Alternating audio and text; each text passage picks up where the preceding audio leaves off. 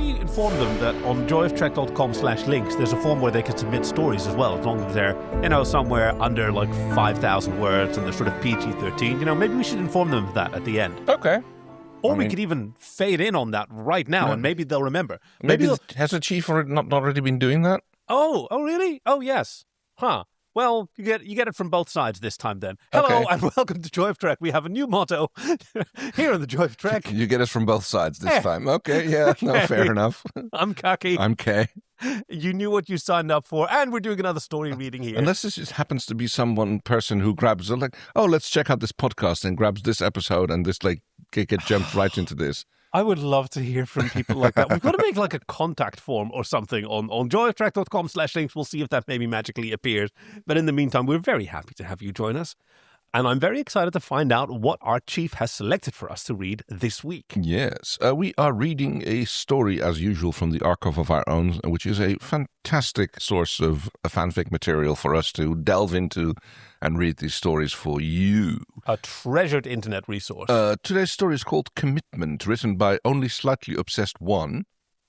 The summary of which is, the first time T'Pol refers to him as her partner, Trip's brain shuts down. So yes, Enterprise, T'Pol, Trip, and that is pretty much it. We're keeping it PG-13. Sure. As usual, this one's general audiences apparently, so nothing too spicy. Notes for green for snow. Mm-hmm. Trip T'Pol fluff for my MBW on Tumblr. I don't know what an MBW is. M-B-W. On Tumblr, I hope you enjoy it. Happy holidays, everyone. And thank you to Cruel is Not Mason and Wear Silver in Space for helping me look it over.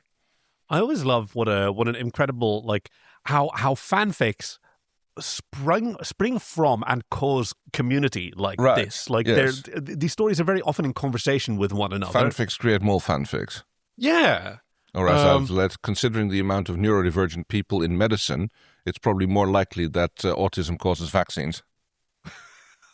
Wow. Yeah. So thank you for the major contributions that our neurodiverse species has produced. This was originally posted in 2019 towards the end, or at least that's when it made it onto Archive of Our Own. And yes, it's Star Trek Enterprise. Now, if I can if my memory can pierce the void, the temporal vortex, that's the one. Thank you. I think the cogenitor is maybe what this is related to or follows. Oh, that would make... I have no idea how their relationship develops and at one point it did. T'Pol was barely in the cogenitor, wasn't she? Yeah, she only gave Trip some reprimands. Oh, yeah. She dresses him down at one towards the end. Yeah, because she's observing the captain's role. So we'll see. At least it's thematically, if not all right, yes. Plot neighbor. Oh, yes, because this is from the Star Trek Secret Santa 2019. Oh, it's when I presume they write little fanfics for each other. I'm going to be checking that out later on. I'll just bookmark that. And in the meantime, let us read Commitment by OnlySlightlyObsessed1. The first time T'Pol refers to him as her partner, Trip's brain shuts down. He's thrilled, so thrilled, but he doesn't know what it means. And to complicate matters further, they're still visiting with the alien diplomats, and everyone who heard is being extremely obvious about either staring at them or trying not to, whichever. Because everyone knows. They've all known for ages, but also, it's never been talked about. And T'Pol just called him her partner. Oh, God. Trip? John elbows him gently, and T'Pol is staring at him. Yeah? Do you want to join the ambassador's family for the morning prayer and meal tomorrow? She asks, very slowly. That sounds great, Trip says. T'Pol levels him with an expression that plainly says that she doesn't appreciate his characteristic overreaction and turns back to the ambassador. We will be at your home at sunrise. Thank you for your invitation. The big GDD? Okay, there's got to be a... The big GDD? Think he's an idiot. But Trip can't bring himself to care. Exactly nothing that happens at the prayer breakfast helps to disabuse him of that notion. Trip can't stand on one leg long enough, and to make matters worse, he can't get his tongue around the foreign sounds everyone's chanting. John does okay, so it really seems like it's just him. The shuttle is parked safely back on the ship by 12:30 hours, but they've got the rest of the day off duty. Trip knows if he lets her, T'Pol will spend it doing something unforgivable, like work. So when the shuttle bay repressurizes and the door is opened, he taps on the shoulder and says, "Come with me." I'm doing sound effects this time. I heard. The chief used to do these sometimes. They walk through the corridor, boom, boom, boom, boom, and he leads them to the mess. T'Pol gives him one of her looks. Come on, what is it? What does one of her looks sound like? Yeah, see? I knew you'd nail it. When they arrive, but he knows he puzzles her when he doesn't get a tray or sit down. Instead, he piles enough food for both of them on a single tray she's holding. Come on, we never get time off. I want to do something special. Very well, she says, and he knows he looks like a love-struck idiot when he smiles at her. Oh, but that's not really anything new. I do not think the analysis display rooms counts as special, T'Pol says dryly when they arrive. It's empty because everyone is off on lunch, and because everyone is off duty except for an unlucky few ensigns who are up on the bridge getting some command hours in. Oh. The room isn't really the point. It's the large display on the wall that Trip's interested in. It's not. Trip signs into the computer and pulls up the library database of images from Earth. T'Pol sets the tray down and watches him. If you wish to replicate the outdoors, I'm sure Captain Archer would have allowed us to stay on the planet for another hour. The picture Trip chooses is a long, slow loop of a picturesque creek somewhere, and it has an associated file with the ambient sounds. I think we deserve some alone time, don't you? He asks her. It's like a picnic. Like a date. You intend to eat on the floor? T'Pol asks. Yeah, why? You hate that? T'Pol picks up the tray and sits down in a smooth motion, beginning to sort out their lunch. No, I believe it is you who will regret not using chairs and a table. Humans complain about back pain when forced to sit on the ground for long periods of time. I'll be fine. He sits next to her, and she hands him a sandwich. It's quiet, with ship-saving power in a stable orbit, and the soft "thank you for a stable orbit, thank you." And the soft sounds coming from the speakers, the rushing of the creek mixed with the occasional bird call or buzzing of an insect, are relaxing. Relaxing! Caw-caw! The only thing that would be better if it were to smell like fresh air too. Or if he could manufacture some breeze and sunshine. Trip's powers are unfortunately limited, although he knows the technology exists. He's seen it. Maybe someday. Okay, quick headcanon aside. What if the holodeck is visually and auditorily and even tactilely very convincing, but it's crap at smells? Yeah. It has like an 8-cent smell-o-vision, and you just sort of learn that when they combine lemon zest and cinnamon, that's sort of the closest they can get to like the salts of the sea, and you sort of know, okay, that's what they mean. Honestly, that kind of seems unlikely, considering the advances we already have in olfactory enhancement these days. Yeah, it's all over the place.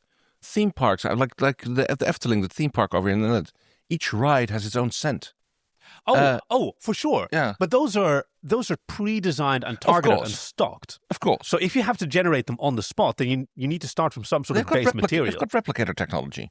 Oh, yeah, okay, but I thought mine was funny. And then I was going to ask you, if you only get like 8 coloring pencils and you have to make reality out of that, and 8 smells, what do you use as your 8 smells of the universe? Oi. I mean, that's really difficult because, everything... that's why it's fun. Okay, so salt.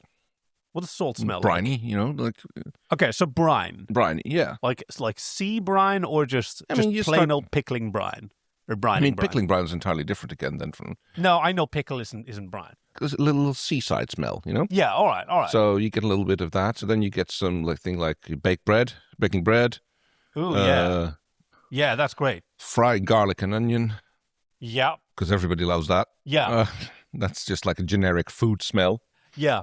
Like the number of times that I've walked into your kitchen, ooh, something smells good, and you answer, yeah, frying onions and there garlic. You go. It's a not insignificant amount. No, but it's like everybody. It's like I see that everywhere else as well. It's like, yeah, making your kitchen smell like good food is being made for beginners. Olive oil, garlic, onion.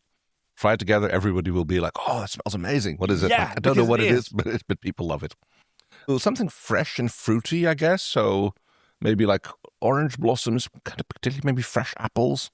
something like that. That's a good one. Fresh cut grass or something sweeter. You need something less pleasant smelling as well, I guess. A generically unpleasant smell. Maybe just by association. I mean, everything, a hamper of athletic socks is some people's idea of absolute paradise and some people's... Fair point, yeah. But you like a contrast note. Right, yeah, so something like that, yeah. Compost? Moldy compost, yeah, something like that. I mean, still, mulch, yeah. I mean, earthy and natural, but... Something like that. And, what else could something we do? We don't have anything really artificial, like... plastic. You could just have the rubber. Right, I was more thinking of the solvents that keep plastic flexible. Yeah. That new car smell, basically. Yeah. So now it's vinyl plastic solvents. Exactly. That's so that would be a good smell as well to put in the. I lost count. I think we're up at 6. Okay, let's see what else would be a good smell. That isn't covered by the others. I think we don't have anything planty yet. Well, we have flower. We have fruity, flowery smells. We have something like of the body, sweat, musk. I'm just realizing we already had that one. Yeah, that we're actually just sort of reinventing a scent play kink here. Right. Well, that's 2. Yes. There are more smells. Are there more something smells? More like petroleum, oil.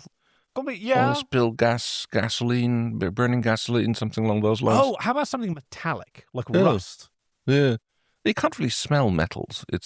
You can smell the oxides. No, well, okay. Well, so what you really smell when you smell, they say money doesn't have a scent. What you're smelling is what's happening to your skin oils as they're being coming in contact with the metal. Yes, and they're doing ionic things. Yeah, that's still a smell. Oh, sure. Yeah, but it evokes the taste of pennies. Yes, that's exactly that. Well, that would work. Okay.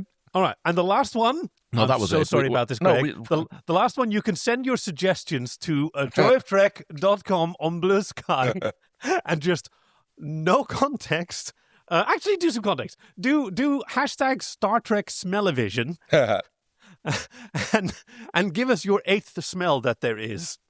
Apologies to the writer of this story who maybe got recommended. Oh, they did a podcast version of your story. We all go off on this tangent right in the middle about Smell-O-Vision. Anyway, it is our way. Let's see. I kind of lost my line. I'm here because he was just the Trip was just talking about. He has in fact seen a holodeck on first season. Zerillion. Yeah, exactly, where he got pregnant. This is quite pleasant, T'Pol says after several minutes of silence. It seems to have a relaxing effect on you as well. That's why I suggested it, Trip replies. Have you done this before? He shakes his head. I don't think it would work as well if I were by myself. Her hands fold over his, and she seems to consider this for a moment. I understand. She lays down half on top of him that night. Trip pulls a hand on her back and marvels again that she's there, with him. And she's willing to say it out loud to other people. She kisses him. How else do you propose we make the day special?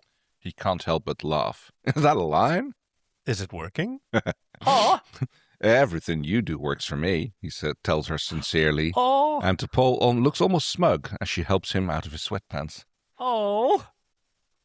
And we're fading to PG-13 black, of course, and then later, when it's him laying on top of her, with the heat up high, way too high, and making him sweat, which he thinks is gross and should bother her sensitive nose, but which she apparently deems a price worth the several hours of being warm. He says, I love you. T'Pol doesn't stop stroking his hair, but she does tense slightly. You don't have to say it back, he says. I don't suppose that's a very Vulcan sentiment. Vulcans are capable of love, she says. I didn't say you weren't. Trip. T'Pol stopped. T'Pol stopped petting him, and he reluctantly sits up slightly against the pillows. She stops herself. Among Vulcans, there is a differentiation between relationships that exist outside of a person, part of one's life, and relationships that exist inside of a person, part of oneself. Oh, that's really interesting. Go on.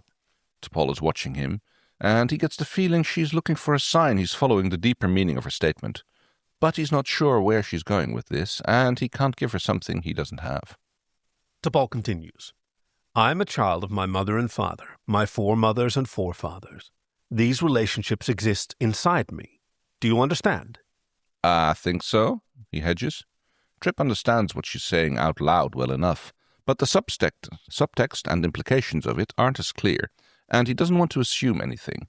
Not when this thing between them still feels very fragile. She sighs softly. I consider the captain to be a very dear friend. However, my relationship with him exists externally. Do you see this distinction? I do. Humans make a similar distinction, you know. Family is kind of another level of knowing someone and caring about them. I get it. T'Pol makes eye contact with him.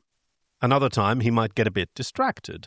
Her eyes are a soft brown and absolutely beautiful. But this is an important conversation. She says, our relationship exists inside myself. Trip would have thought hearing it would be like fireworks and a choir singing, and he wouldn't be able to keep from grinning and kissing her. But instead, it's like something very large is expanding in his chest. He manages, you mean that? If she says yes, he thinks he might float away, and if she says no, why would she say no? She said it in the first place. He's going to be crushed. I do. I do not expect you to understand the significance. I think I have some idea, Trip interrupts her. T'Pol, I want to spend the rest of my life with you. Because when he told her he loved her, this is what he meant. Do you mean that? She asks. She's so close to smiling. He can see and he can feel her special quiet happiness. He wants her to be happy. He wants to make her happy. They deserve that. I do. Aww.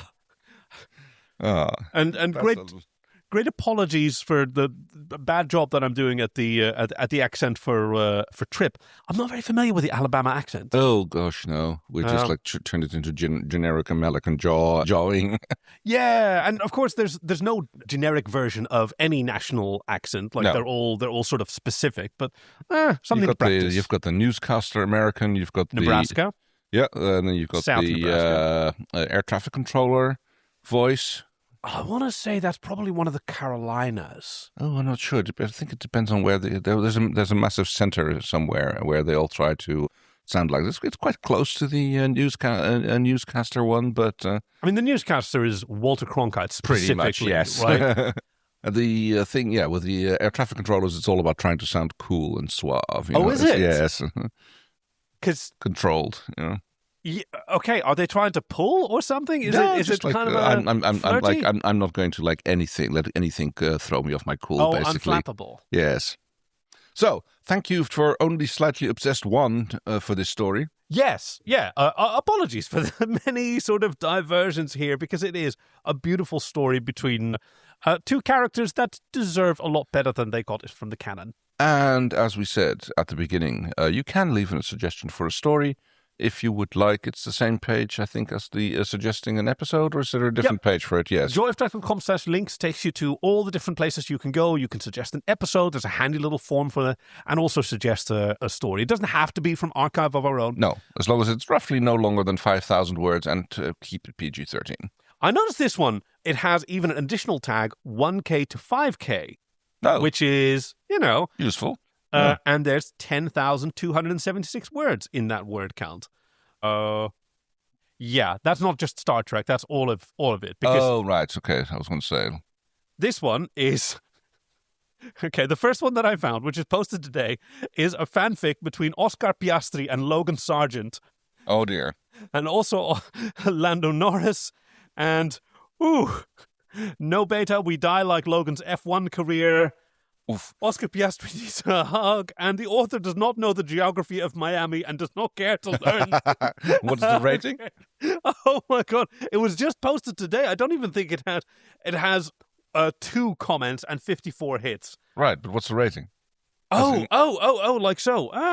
Well, I'm gonna have to click it now, aren't I? I don't see the rating. Where does one see that? Category MM, no archive. Teen and up. Teen and up. Okay, sure. Do you only paint the ocean? Oscar asked, voice quiet. The man looked up at him and with kind eyes said, I can paint whatever you'd like for $30. Whoa. Okay. I'm going to back out of this one for another one. All right. Thank you for joining us, and we shall see you next week. And we only have one more thing to do. I'm leaving Starfleet. Energize! We hope you've enjoyed this week's episode with friends Kay and Kaki, production and editing by Chief Engineer Greg, and music by Fox Amore. Join us next week for Allegiance, TNG 318. Visit joyoftrek.com/links to send us recommendations, support us on Patreon, or to find us on Blue Sky. We'd love to hear from you. Thank you for listening to The Joy of Trek, and we'll see you out there!